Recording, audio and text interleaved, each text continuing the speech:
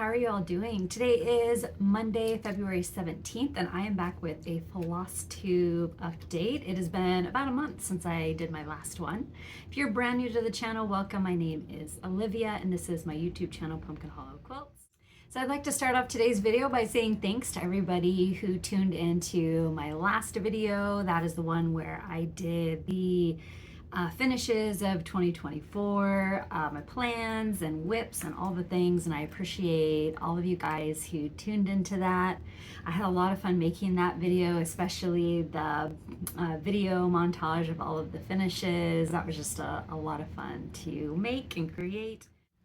My channel also hit another milestone. Today's Flosstube video is my 150th, which is so crazy banana pants to think of that, that I have that many videos out on YouTube. Just so surreal. But thank you again to everybody who has tuned in and watched my videos throughout the year and years. You guys are the absolute greatest. It has been about a month since I uploaded my last Flosstube video, and I feel like I've been keeping myself pretty busy both with cross-stitching and quilting. I mean, I don't have like a tremendous amount of finishes, but I feel like on all my projects I did a fair bit of progress. Over these past couple of weeks, we did have a bit of winter weather. Here in the Pacific Northwest, we don't often get snow, so when it does snow, it's just such a fun time.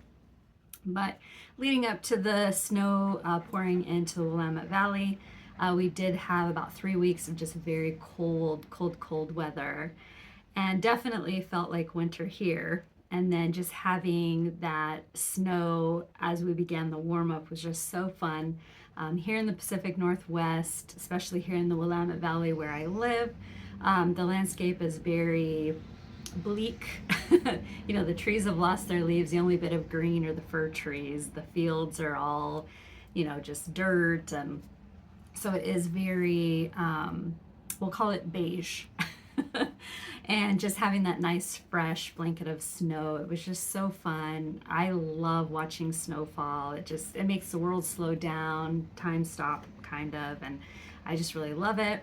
The only thing I didn't love is that work closed. I mean, I was glad to be home and not having to like go out in the, to go out in it, because it snowed and then it transitioned into an ice storm and then it transitioned back into snow. So not driving on it was awesome, but I will miss my paycheck. It's not going to be very, plushy. Not that it was anyway, because my hours have been cut, but it's going to be, things are going to be a little tight. Anyway, but it was so fun to, to go out in it. Fred had a absolute blast, especially that first day where it was just nice and powdery, and he just went out in it and he was running and jumping and having a grand old time. And the next day, not so much, because again, it snowed and then it transitioned into an ice storm, and then it transitioned back into a snowstorm. So when he would step, he would just like crunch straight down, and I think we had about 3 inches of snow in places. So but that first day he had a blast. And of course, I'm sure I've put photos at the beginning of this video. If you follow me on Instagram, it was in my stories for a couple of days, and it was just a lot of fun. I mean, I know when it snows, I'm kind of like in the summer when all the flowers are blooming, you just see all of these flower pictures. But it was a lot of fun. And now we are heading into spring weather. I think the high, like at the beginning of next week, is supposed to be almost in the 60s. So I was outside earlier today and I saw that my hydrangeas are starting to wake up. I can see that new growth, and some of the other plants I can see, there's growth and buds and stuff. So, we're heading towards spring now, which I am looking forward to. I do have some plans, and I just don't like the weeding. But I'm looking forward to the change of season. I mean, we do still have a little bit of winter to get through, but I definitely am looking forward to spring that's kind of sitting out there on the horizon. I thought I would do something that I don't typically do in these Flosstube videos, but something that I do get asked a lot when I do talk about going to do some vintage shopping. We have a town that's not that far from where I live, and the whole entire town is just vintage everything. Vintage stores galore. You can find all sorts of stuff, different price points. My favorite antique mall is there, so that's the one I enjoy going to all the time. But just on a whim on Saturday, we decided to go, and I did have some things that I was specifically looking for that I was able to find. And then I had posted a photo on Instagram, and I just very briefly talked about going. And a lot of you guys were very curious what it is that I found. A lot of this stuff is cross-stitching related, so I feel okay showing it because eventually they will get cross-stitch pieces in them. So when I went to the antique store, I was looking for two things. I was looking for some small vintage tins because I want to stitch some smalls to put into them, and kind of mix those into the trench bowl. And then this other thing that I managed to find just to kind of create, I don't necessarily want to say textures because that's not what it is, but just to kind of mix smalls with, you know, other types of finishes that are also on the small side. So that was one of the things I was looking for. I was able to find some of those small, they're tart tins. I don't believe that they are vintage, but they kind of look like it. They've definitely been used, and I don't know if maybe where they stored them, they didn't take very good care of them, and now they look vintage, and it was perfect for me. And then I was also looking for a small wooden toolbox. I wanted to find one that was an actual toolbox that somebody would have used 100 years ago. I wasn't able to, but I found something really, really close. So I feel like I definitely found what I was looking for.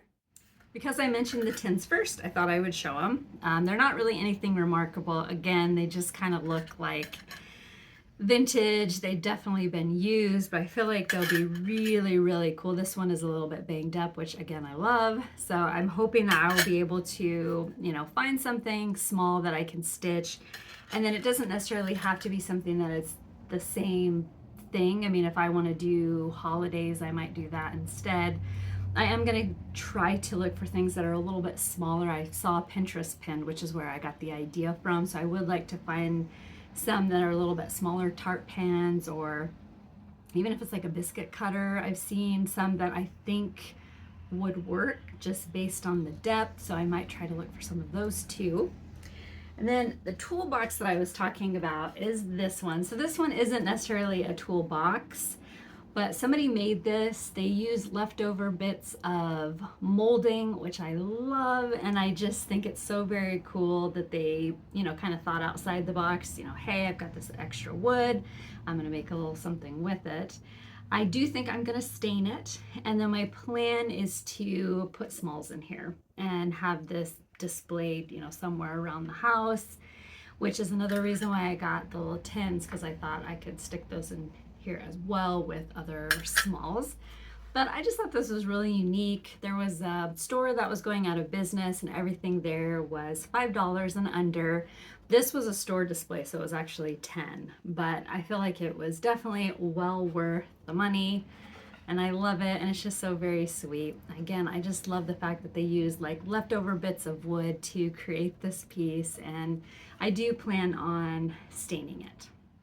The next few things that I discovered were total extras, and they were things that if I would have left them behind, I would have 100% regretted it. This particular antique store that I go into is very popular, and it is very well shopped. So if you see something in there that you love, you better get it that day. Otherwise, it's not going to be there the next time you go in. Even if you go in the next day or the day after, I mean, it'll be gone. I've only had one instance where I found something and it was like a week later I went back and it was still there. But other than that, anytime I've went and I've seen something that I've really loved and I went back, it's always gone. So I did come across one of these. The booth that this was in, the person really loved Marilyn Monroe because every frame that they had in this booth had a photo of her in it. But I've been looking for a small one of these pedestal frames. I'm planning on stitching some sort of a cross stitch that will fit in here. Kind of thought maybe Christmassy, but then I go back to maybe trying to find something more sampler or even like a big floral cross stitch piece. a lot of possibilities, and I'm not going to rush to try to figure out what it is because I don't want to have any sort of regrets, because once it's in forever. So I'm very, very happy I found this one. It is a little bit wonky, but I do love that about it because it was created wonky. It wasn't over time. When they put this together, they put it together wonky and then they sold it. And I love it. You can definitely tell that it was handmade. So I also love that about it as well. So definitely going to find something very fun to stitch to put in that one. So after I'd found that pedestal frame, I was in the way that they have it laid out. Each little area is kind of its own separate vendor. So right next door to where the pedestal frame was, I found this. So I don't necessarily think this is vintage, but it could if it needed to be. What I decided to do with this is pop this piece of glass out and then stitch something. It's about a 5x7 opening, so there's a lot of possibilities. It was a key holder. Of course, once I stitch something, I probably won't put keys in here. I just like this. I think there's a lot of possibilities for displays. You could set it on, you know, just on any surface, or they did tie a little string on it so that that way it could hang. But lots of possibilities with this one. So I just need to find the perfect thing to put in it. This next find is definitely something I would have regretted not picking up. And I should probably tell you guys that for the last couple of times I went to the vintage store, everything that I purchased, I did it with tips that I got during the Harvest Festival in September and October. So I've been sitting on this extra for a couple of months, and every time I go, that is what I've been buying my vintage finds with. So it kind of makes everything extra special for me, and now I have no more tip money. But I found this sewing cabinet. So it was actually Allison who spotted it. It was sitting on the floor kind of by itself. And it was something that I knew if I walked away from, I would regret it, especially if I left, I would regret it. And I'm glad that I picked it up and, you know, decided to get it. It was $26, which I thought was super reasonable. I have another type of cabinet like this. It's a little bit smaller. It's about half the size, but very similar wood. The knobs are the same. The handle on top is very similar, and it kind of opens the same way as this one does. But I love it. So it's got the top that opens, and I'm probably going to lose a drawer here, but it's got the top that opens on both sides. And then it has two drawers. And I think that this will be perfect to put with my sewing machine, and I can put my little sewing bits in it. I might also put some of my cross stitch finishing, you know, some of the stuff that I use, I might put it in here. That way, whenever I get ready to applique or, you know, finish a small, or, you know, something to do with my sewing machine, this can always, you know, go where I need it to. But I'm very happy that I was able to find it. Definitely was a very successful trip to the vintage store, and I love going to it, especially the one in Aurora. It's this humongous shop, something for everybody. I mean, all different genres. If you like primitive, if you like mid-century modern, if you like even like some of that Edwardian, Victorian, they have so much in there, and it's always changing, and it's always so much fun going in there. So very successful vintage trip. I did have a couple of finishes over the past month. The first one comes from the Animal Cracker series by Stacy Nash, and she is called Paisley. So I started this one in January and then finished her very first part of February. My husband and my kids got me the kit for my birthday in November. But here she is. So after I finished her, I had to work up the gumption to fully finish her. I've never done this type of a finish, but it was way easier than I thought it was, so I was super, super happy. She went together very easily, and then once I had her all assembled, stuffed, all the things. I asked Allison if she could crochet me a little green scarf to go with her. And so she very happily obliged and whipped this up for me. And then when the scarf was done, I just did it in a quick little dip in some coffee because it was a little bit too, it wasn't a bright green, but it needed to just go one shade darker and then it would be perfect and it would just kind of go with everything else. So I love how she turned out and I love her beautiful scarf. So much fun. This is not going to be my last animal cracker. I think I have a couple that I purchased last year that I'm going to be working on at some point this year. So I stitched Paisley on a piece of 36 count straw by Weeks Dye Works, and I used the called for threads. Did I use the called for threads? Let me think about this for a second. Yes, I used the called for threads and I stitched her 1/2. And here is her back. I opted not to do the little heart where then you can tuck your scissors in because she's never going to be used for that. She's always going to be displayed somewhere, which is another reason why I wanted to get sort of that vintage toolbox. So she will be going in that little handled box that I picked up from the antique store. And that was one of the reasons why I wanted to get it. I sort of just had that vision in my head of her and other smalls tucked away in this wooden box. So I loved working on her. She was so much fun. And these could very easily become highly addictive if I'm not careful.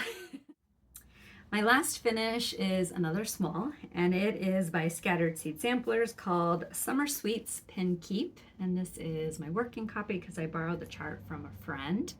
This one was so much fun to stitch on. I was able to work on it in a couple of days, so it was just a nice, quick, start and finish, and I loved it.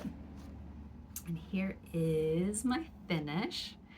So I stitched this on a piece of 36 count linen. It's a scrap piece of linen, very possible it could be 36 count Heartland or 36 count Legacy by Picture This Plus.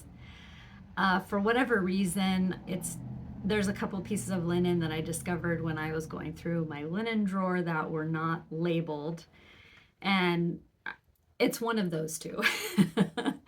I did stitch it with the DMC. There were a couple of colors I had to substitute, but I pretty much kept it within the same color family, just kind of finding something very similar that I could stitch with the one that was missing.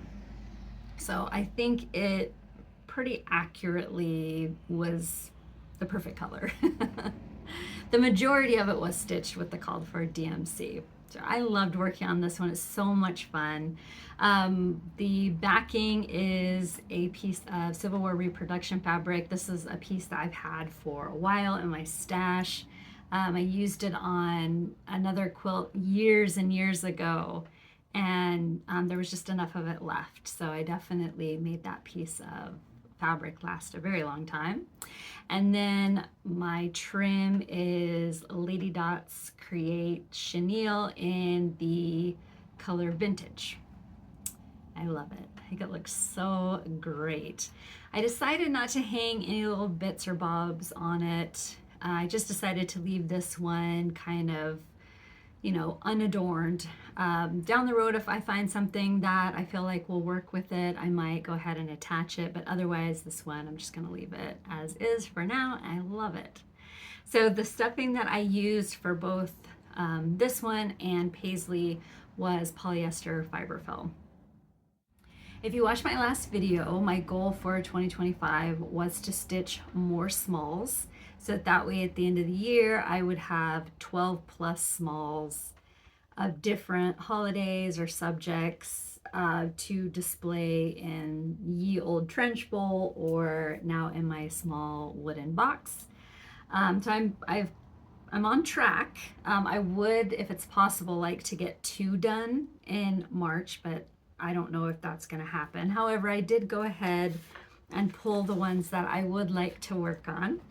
So this is one that I started in 2023. I did it during the start, all the things, June, and I've worked on it once since June 2023, and that is Land of Liberty by Brenda Gervais with the needle and thread. So I would like to get this one done in March, and I know as I go through the year, I'm just going to be ping-ponging all over the place. I'm not going to stick with any one like holiday or subject. I'm just going to work on whatever catches my eye at the time. So this one called to me very loudly. All I have done is the L and part of one of his legs. And I'm stitching this on a piece of 40 count vintage country mocha. And I'm using a variety of threads, stitching it 1/2. So I hope to get this one done in March. I almost, instead of working on summer sweets, I almost worked on this one. I did pull a second one, and I'm only gonna work on this one if there's time. I do have other projects that I need to work on, and one in particular that I need to get finished by the end of March. So I'm not sure if this one, I will be able to work on it. It is a freebie by Mani Di Donna called Hand and Heart. And all I have is the chart. I'm pretty sure if you do a Google search of it, I think it will come up. If I can find it, I'll put a link for it down below. I received it as a complimentary chart when I made a purchase from an online shop. So I do hope to work on that one. If not, maybe I'll push it off until April. Maybe I'll pick something else. Again, I'm just kind of going with whatever floats my boat. I feel like in January and February, I kept my needle very busy working on all sorts of fun projects. The first one that I worked on, which would have been in January, so I worked on this in January, finished the assignment portion of it, and then set it aside. I will be picking this one up again tonight and carrying on and working on it until the block is finished, and that is Houses of Hawker and Hollow. So the block I'm talking about is this one right here, is block number 7. 1, 2, 3, 4, 5, 6, yeah, 7.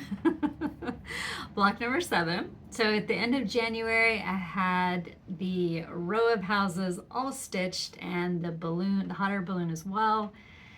And all that was left was the flowers. I have to be honest, I'm not very, excited to work on the flowers. There was a part of me that maybe wanted to try to find something else to put in that spot, like clouds or something like that. But ultimately, I decided just to go with the flowers and stop being such a big baby.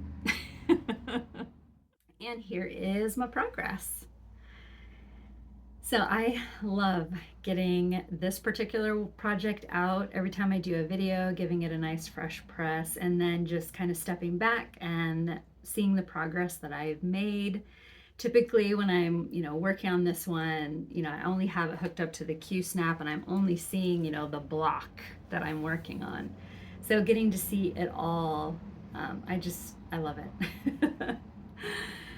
So I am stitching Houses of Hawker and Hollow on a piece of 40 count Heritage. Yes, Heritage by Picture This Plus, and I'm using DMC Threads. I did do some swap outs on this one.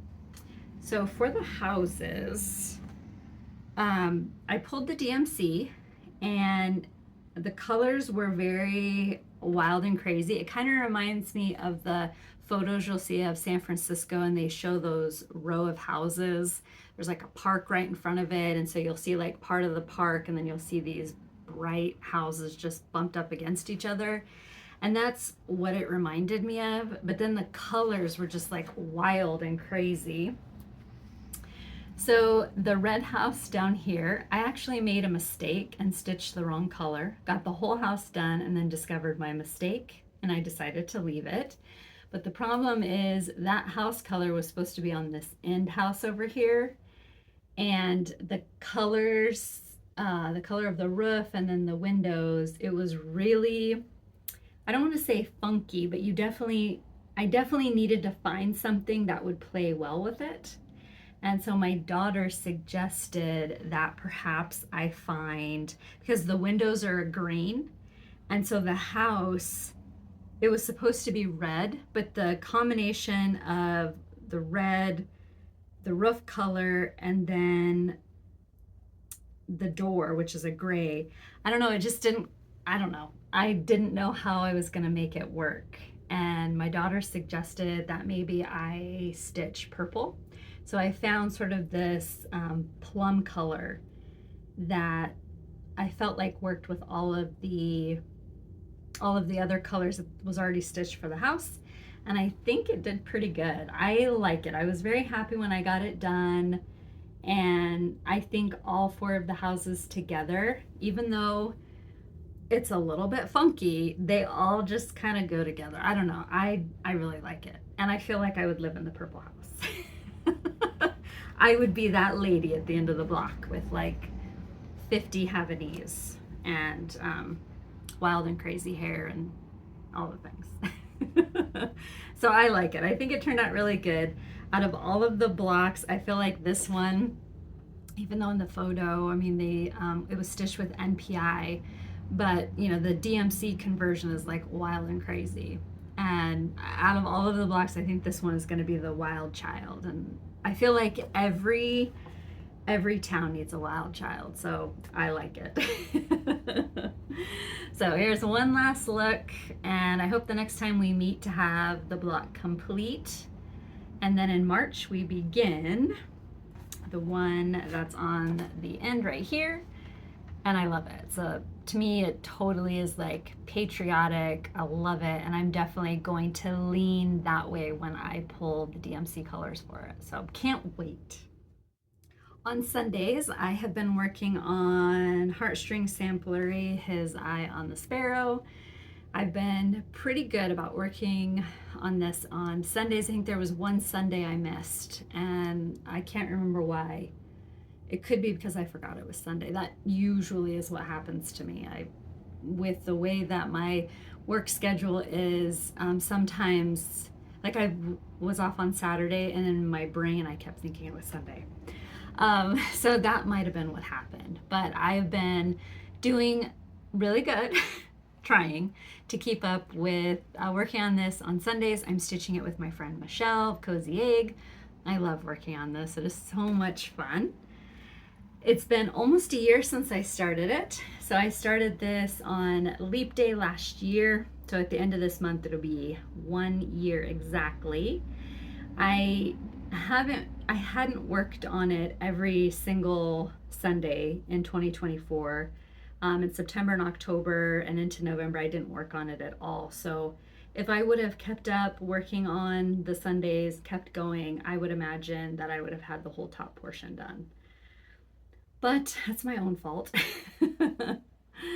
I do love working on this, so I was working on it last night. When last I recorded a video, I had the deer outline, so I was able to fill in the deer. I got there's like a motif between the deer and the basket that I finished, and then I worked some on the basket. And I think I also did the words down below the deer as well. So I'm stitching his eye on the Sparrow on a piece of 40 count One More Reproduction by B Stitch Me, and I'm using the called for threads, stitching at 1/2.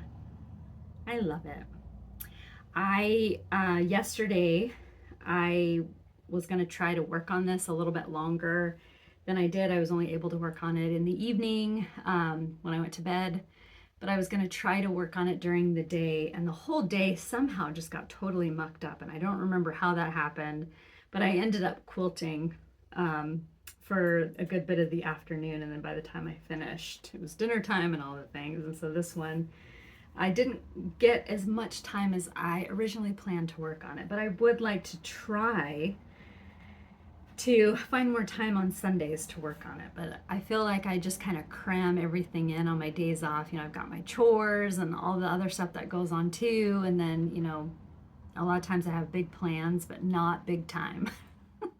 My next project was Steward Hardman by Needlework Press, so I was able to finish the January assignment, which was to stitch this up in here, and then I think it was a couple border flowers, if I remember right.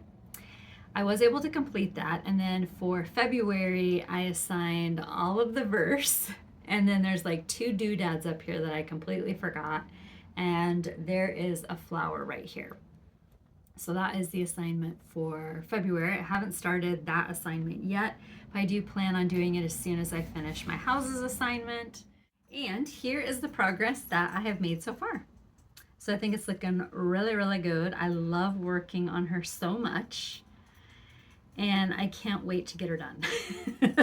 I know I say that in every single video, but I really do. Sometimes when I get ready to show this one, there's a part of me that wishes I was a lot farther along, but I'll get there. Anyway, so this is the progress that I've made so far to January. So the next time I upload a video, I hope to have February's done and possibly March just started, just kind of depending on when the video falls. But I really enjoy working on Sarah. I am stitching Sarah on a piece of 36 count Vintage Buttercream by Lakeside Linens, and I'm using Classic Colorworks threads. And they are the Classic Colorworks threads that are listed in the chart, and I'm stitching at 1/2. And I love her so much. She's so pretty.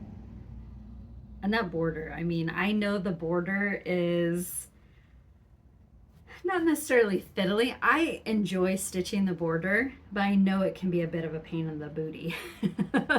But I think it's all gonna look so fantastic when it gets done, which I can't wait at some point, hopefully in the next year.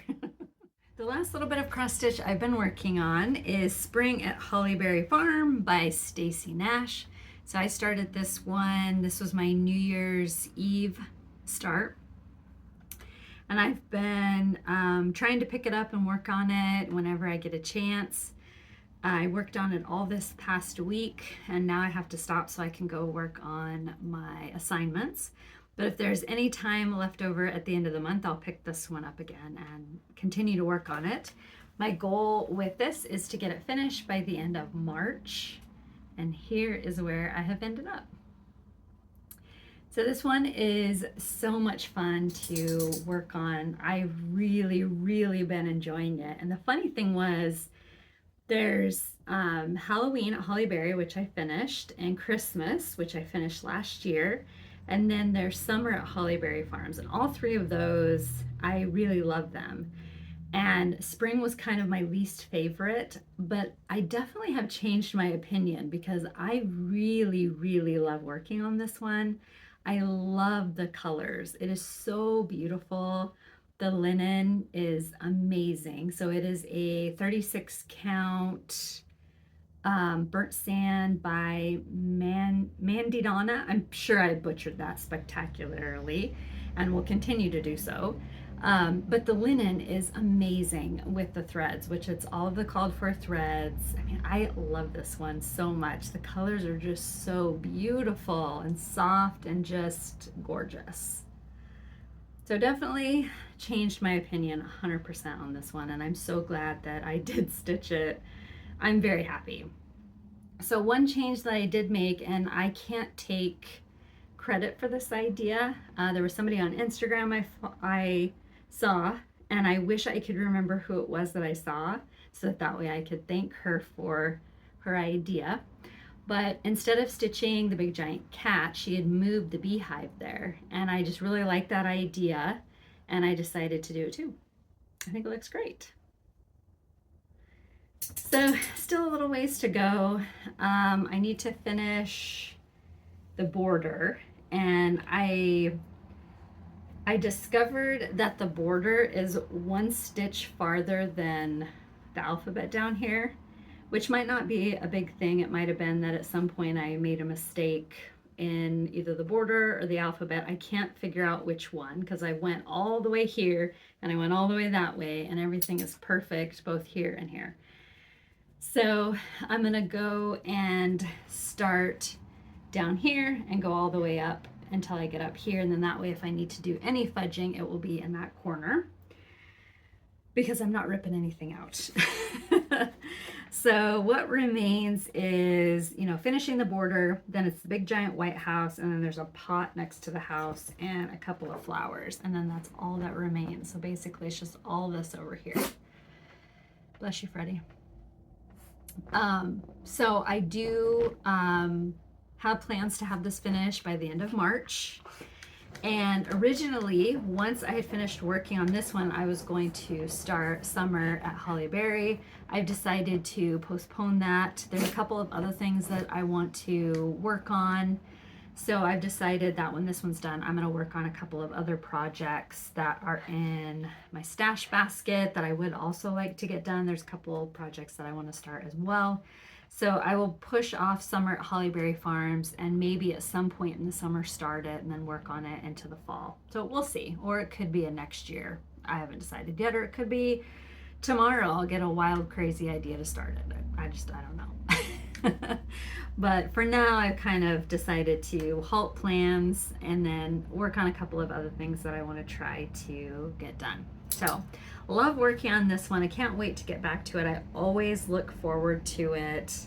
It's such a beautiful sampler. I love it. So if you're ever on the fence about working on this one for the same reasons that I had, I can tell you it has been an absolute joy to work on it. And even though I have to set it aside so I can work on my assignments, I'm already looking forward to when I get to return to spring and start working on it and, you know, push it to a finish.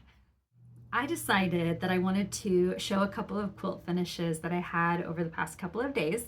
I know I just uploaded a brand new quilt video. If you haven't seen it and you love quilts, definitely go check that out. I would love for you to do so. I'll put a link to it down below. But when I filmed that video, neither one of these quilts were anywhere on the horizon for me. And in fact, when I was at work, I think it was on Wednesday, they had put snow in the forecast. I kid you not.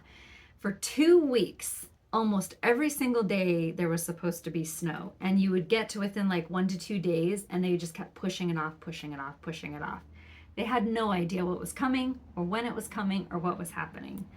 But then it got to a point where it was pretty positive we were going to have some sort of a winter event, whether it's snow or ice. We were going to get something. And that, I think Wednesday before it was supposed to happen, I was at work and my friend Retha's like, hey, there's a snow day coming up. And her and I have this tradition. It goes back to when our kids were both in school together. And whenever school was canceled for snow, we would both take turns picking a project and working on the project together across the miles. And it was so much fun. I have so many great, wonderful quilts, so many great, wonderful memories that we've made together making those quilts. So it was Retha's turn to pick the quilt, and her and I, we have a lot of the same patterns, you know, a lot of the same loves of quilts. And she's like, hey, let's make this together. And so I'm like, okay, you know, let's do it. All the while, there was a part of me that's like, what if it doesn't snow? What if it doesn't snow? And I hope it snows, but what if it doesn't snow? Because this was kind of like the last opportunity we were going to have for this year.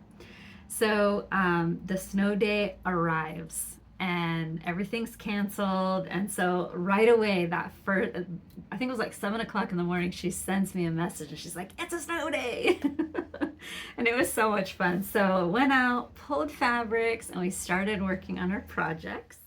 The project that she picked is called Picking Petals by Carried Away Quilting, and I will insert a photo because I cannot find my pattern anywhere. I don't know what I did with it. I did a little bit of cleaning and it must have got bundled away, and it's probably in a stack of fabric somewhere out in the pit of despair. I'll put a picture of what Picking Petals looks like, and here is mine. So it's made using a charm pack, and then of course you just need a little bit of fabric for the background, and then this green bit. So the charm square that I chose was by Betsy Chuchian, Nancy's Needles, and the background fabric and the green is just some that I had from my stash that I felt like went with it. So it went together really, really quickly. I was able to get this done in a couple of hours. It was so much fun. Retha's is gorgeous as well. I'm gonna see if she'll let me insert a picture of it. I love how Retha's turned out. She has the best color palette, and I just love everything that she creates. Such a fun project. If you're looking for a quick table topper, highly recommend. It was a lot of fun, and I'm so happy that Retha and I got to have a snow day. I did suggest that throughout the year, maybe we should just do something. And I suggested two things. I think it was I should be picking Weeds Day, and the other one was Ugh, It's Hot Outside Day. So she was totally down for that. So I have a feeling that we're going to be picking two new quilt projects to do across the miles together. The last quilt that I did it yesterday. I was actually supposed to work on another quilt that I have in progress, and I saw these blocks, and I've been moving them for like the past year. I've been moving them, you know, they kind of get into my way, so I set them aside, or I move them across the pit of despair, or I'll bring them in the house thinking I'm going to do something with them, or I'm going to add to them, or I'm going to use one or two in something else, and I never do. And so for the past year, these 9-patch blocks have been moved all over the place, and I finally decided I need a new table topper, so I'm just going to put them together. There's no pattern for this. Basically what I did is I took my 9-patch blocks and I set them on point, and once I had them all sewn together, I just chose a border fabric from my stash that I had enough of, and I just put it all together. I love it, and it's the perfect size for my coffee table here. So I would hopefully like to get this one quilted very soon. But I loved working on it. It was so fun. All Civil War reproduction fabrics, just yummy, yummy. And I just love them. So I'm very happy to finally have these in a project. I definitely was getting tired of moving them around. And yesterday was the perfect day to do it because the weather was kind of crummy, and it was just nice to sit down. I listened to a couple of podcasts, and it was a nice afternoon just to, you know, work on it, and it turned out fantastic, and I love it. Again, there's no pattern. It just was, I set the blocks down. I knew I wanted them on point, and I just put them all together. I love it. It turned out great. I'm really happy, and the Quilt Inspector General is very pleased with this particular quilt. Thank you so much for letting me show those two little quilts. I've just been so giddy since I got them done and just dying to show them to everybody. So thank you for allowing me that. I'm going to move on to a little bit of mail I got over the past month. The first comes from the Fat Quarter Shop, and these are all new items available now on the Fat Quarter Shop's website, and I will put a link to their website down below. The first is a quilt pattern that I am 100% going to make, and it is called All American by It's So Emma. I love this one. I saw it first when I opened up the box, and it just be still my heart. I knew I was gonna have to make this one. And if I can talk my friend Retha into doing it, she doesn't know this yet because I haven't, you know, showed her a photo of it, but I'm gonna try to convince her to make it with me. The next is a cross stitch called Daisies by It's So Emma. Very, very cute. Another quilt pattern called, I don't know how to say that. And I'm not even going to attempt it. I might try to sound it out later. But anyway, this lovely quilt pattern, also by It's So Emma. A cross stitch by Lori Holt in my bonnet called Vintage Sampler. I really, really like this one, so I definitely think I'm going to need to put this in my to be stitched pile. Another cross stitch, it is a Christmas cross stitch by It's So Emma called 'Tis the Season. I think this one was part of their Stitch Quarterly that came out in December. The last item they sent me is the Bee's Knees book stand denim. And I have the yellow one of this, and and it is such an invaluable tool. I use it all the time when I am quilting. I have it set up next to my sewing machine, and I always put my pattern on it, and it's just such an invaluable tool. I love it. So definitely very excited to see that it comes in blue. And I think this one I might just have to set up next time I'm cross stitching, especially if I'm stitching at the chair or at the table. I think this would be a good way to kind of hold cross stitching up for me while I work. But I love it. If you're ever on the fence about getting this, I can't say enough good things about it. I love, love, love this stand. It's just so invaluable. I use mine all the time. I love it. So thank you so very much to the Fat Quarter Shop for sending those items my way. And again, I will put a link to the Fat Quarter Shop down below. The last little bit of mail came from Karen. She sent me this beautiful card.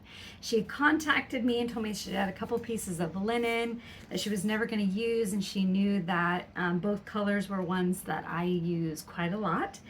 So the first linen was a piece of 32 count tin roof by Weeks Dye Works. And the other is 32 count Confederate Gray. Both of these are two of my favorite colors. I use them a lot. A lot of the stuff that even I have in this room, I've done on either one of those linens, so I love it. And then she also made me a little something. I love when I get homemade items because I don't get them very often. I love them and I cherish them.